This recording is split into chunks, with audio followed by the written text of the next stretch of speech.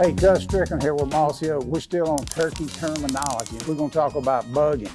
And I ain't talking about the kind of bugging your little brother did to you when you were 8 years old. He'd mess your room up, stuff like that. I'm talking about eating. This changes everywhere across the country. Millions of places to find. Turkeys are no different than chickens. If you see chickens around the barnyard, they'll scratch, scratch, scratch.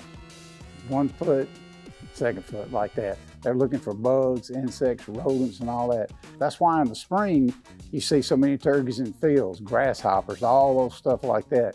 But when you find a place when they're bugging, when there's lots of bugs, that's a good place to start from scratch the next day, because they're gonna be back in that area at some time.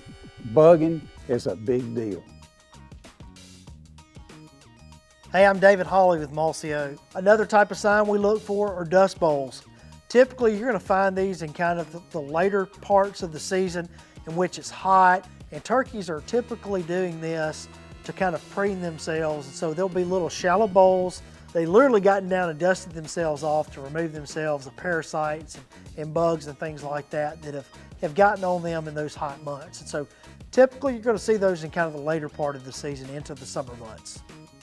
Another thing that we look for, especially in the woods or in areas that have mass crops, are going to be called scratching. And this is going to be where gobblers and hens are going through the woods and they're scratching up leaves to find acorns that have been buried up underneath the leaves. And so you're going to kind of see these raked up areas where there will be bare ground and then there'll be leaves congregated and so on and so forth. So these are kind of the key things I'm looking for.